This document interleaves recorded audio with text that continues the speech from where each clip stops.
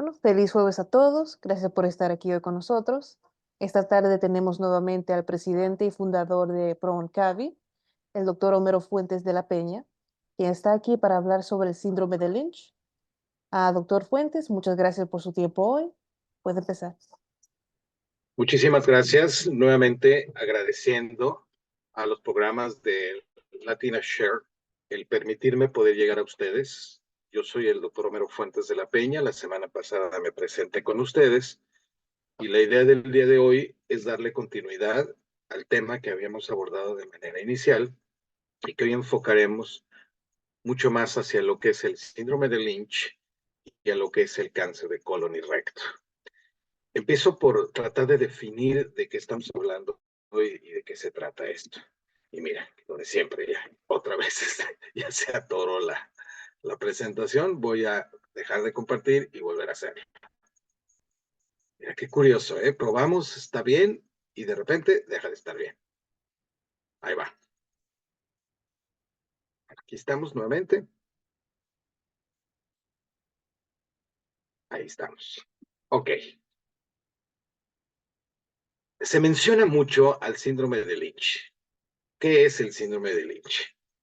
Y para ello quiero partir un poquito de la parte de la estructura, un poquito de lo que hablábamos la semana pasada.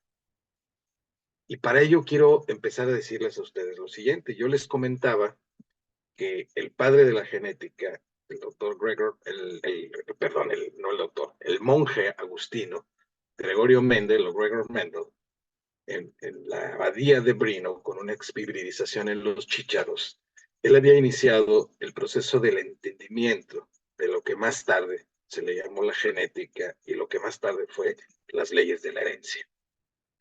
Es muy importante tener presente que son dos cosas diferentes. Una cosa es la genética y otra cosa es la herencia. Entiéndase por genética todo este disco duro que nosotros tenemos, todo este proceso de secuencia que tienen nuestros genes, nuestros cromosomas y nuestros genes, y entiéndase por herencia todo aquello que puede ser capaz de transmitirse de una generación a otra generación. Y este tipo de transmisión que se asocia al síndrome de Lynch es un tipo de transmisión llamada dominante, ¿sí? O autosómica dominante. Es decir, se transmite de generación en generación, de padres a hijos, de padres a hijos o a nietos, y en sus generaciones subsecuentes. Algunas veces este fenómeno se hace de manera directa o dominante, como lo marcan aquí, por ejemplo, los cuadros sombreados, cuando uno de los miembros de la familia y el otro no, por ejemplo, lo porta, a algunos les tocará y a algunos no les tocará. Pero cuando la coincidencia se da en ambas ramas, evidentemente la probabilidad es mucho, mucho mayor. El artículo original que inició con el proceso de pedigree, que es la manera de llamar al árbol genealógico de todos y cada uno de nosotros, es justamente una publicación de los archivos de medicina interna desde el año de 1913. O sea, estamos hablando de hace 110 años de entonces. Y hay que recordar, y repito este slide, precisamente con la idea de que podamos entender este proceso genético, pasemos al síndrome de Lynch y podamos asociarlo. Nosotros tenemos una doble hélice descrita por los doctores Watson y Crick en el año, como dije, de 1953, en donde estos puentes de unión entre estas dos hélices de nuestro DNA, de nuestro ácido desoxirribonucleico, se van a unir por estos enlaces fosfatados con azúcar fosfatada y que contienen los llamados nucleótidos, o sea, son las porciones que juntan a los puentes y que aquí gráficamente lo vemos en colores. Por ejemplo, está en un color crema la adenina, en un color verde la timina, en un color rojo la guanina, en un color amarillo, naranja la citosina. Y esto tiene una secuencia. Aquí miren, por ejemplo, timina, adenina, citosina, guanina. Y viene una secuencia que se va dando. Cuando existen errores en esta duplicación y en esta situación, es cuando se empiezan a presentar los que se llaman mutaciones genéticas. ¿De dónde viene el síndrome de Lynch? Bueno, pues viene precisamente del nombre y de la nominación de su descriptor, que es el doctor Henry T. Lynch.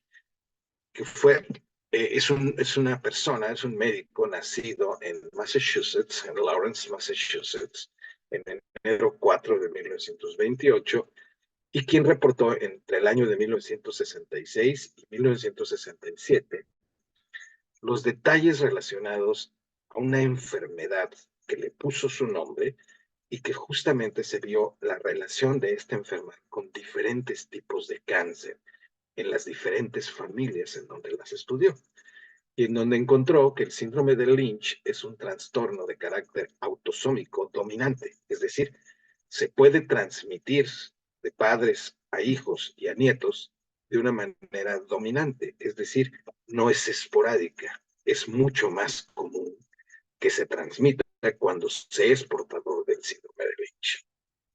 Estos genes están básicamente en la línea germinal, que es la línea central de todo esto.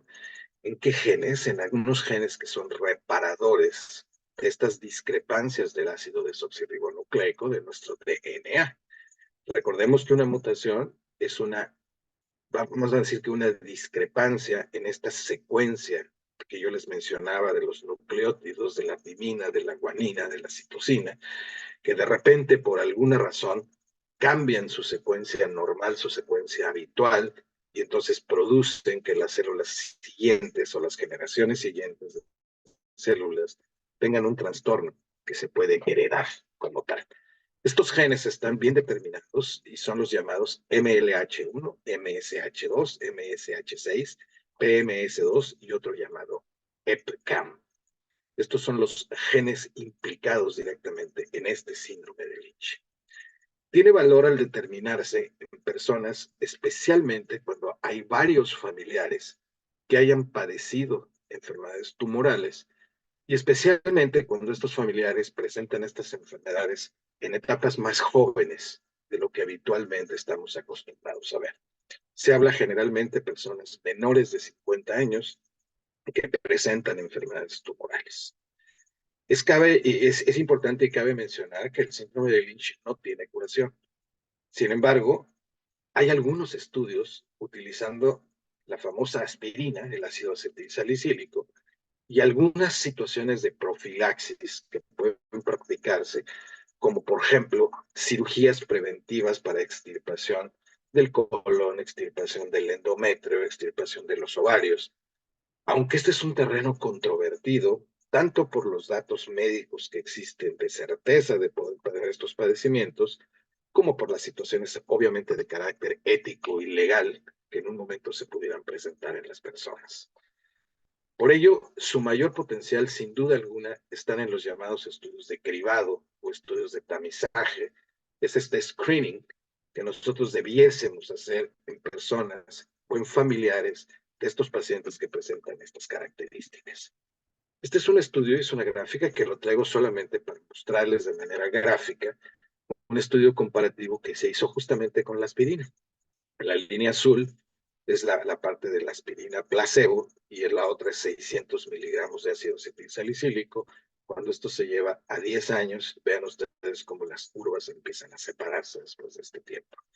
Se ha promulgado esto se publicó en el año del 2011, pero no tiene una conclusión final. Simplemente es un estudio que nos muestra algunos de los intentos que se hacen por tratar de contrarrestar este tipo de padecimientos. Si bien es inconsistente la información que existe en relación a los padecimientos de síndrome de Lynch asociados a cáncer en cuanto a su número o a su porcentaje en los diferentes tipos de cáncer, la mayor parte de los reportes a los que tenemos acceso se presentan en personas que tienen cáncer de colon a lo largo de su vida y que se estima que aquellas personas que padecen el síndrome de Lynch tienen entre un 50 y un 70% de posibilidades de tener un cáncer de colon, que es sumamente elevado. Por otro lado, el cáncer endometrial que vimos la semana pasada junto con el cáncer de ovario, también se presenta entre un 40 y un 60% de las ocasiones. Hay incrementos también en el riesgo de otros tipos de cáncer asociados al síndrome de Lynch, también como les decía, con reportes un poco contradictorios en cuanto a las cifras. Está muy claro que el padecimiento síndrome de Lynch es este padecimiento hereditario autosómico dominante que ahorita vamos a ver cuáles son los criterios para poderlo comentar. Y ya había yo comentado que se da en estos genes reparadores que son autosómicos, es decir, están lejos del cromosoma sexual, de tal suerte que se puede presentar en hombres o en mujeres con una incidencia bastante semejante. Esta incertidumbre relativa a las cifras nos permite dar y confundirnos un poco en función de que las ubicaciones anatómicas en las que han sido descritos este tipo de padecimientos se da en gran medida. Si bien ya decíamos que el cáncer de colon y el cáncer de endometrio son los más abocados para todo esto, pues tenemos también claramente que hay tumores en los ovarios, que hay cáncer en el estómago, en el páncreas, en la próstata, incluso en las vías urinarias, como en la vejiga, por ejemplo, en el cerebro, en la piel, en la glándula mamaria, en el hígado mismo, tumores también están reportados y asociados con esto. En su forma clásica, el trastorno hereditario más propenso al cáncer colorectal no polipósico es justamente el síndrome de Lynch, que tiene una media de 45 años y que está presente entre el 1 y el 3% de todos los casos. ¿A qué me refiero con no polipósico? Miren, el cáncer de colon mayoritariamente y en la gran mayoría de las personas surge de los pólipos. ¿Qué son los pólipos? Los pólipos son una especie de honguitos que crecen en la mucosa del colon, ya sea del colon derecho, del colon izquierdo, de la parte rectal, y que se forman así sobre la superficie. Es muy común que el cáncer se asocie en estos pólipos con el paso de los años, básicamente en la parte del honguito, en la parte central del honguito, y ahí surja algún cáncer de colon. Esa sería la evolución habitual. Pero es muy común que con el hereditario se presente esto en personas más jóvenes y no estén asociados a ellos, se presenten sin la necesidad de esos pólipos. De ahí que se le conoce como el trastorno hereditario llamado cáncer colorectal no polipósico. Reitero, 1 a 3% de los casos. No es la situación más común. Recordemos esto y lo dije la vez pasada. La mayoría de los cánceres no tienen un comportamiento genético hereditario. Hay una predisposición y los padecimientos hereditarios propiamente dichos, dominantes o recesivos, constituyen una minoría de los casos. Estas son las guías clásicas que nos detectan y que nos determinan. Una está generada básicamente en Ámsterdam, que nos da un síndrome de Lynch tipo 1 o tipo 2, y las guías clásicas de Bethesda, en los Estados Unidos, que nos hablan de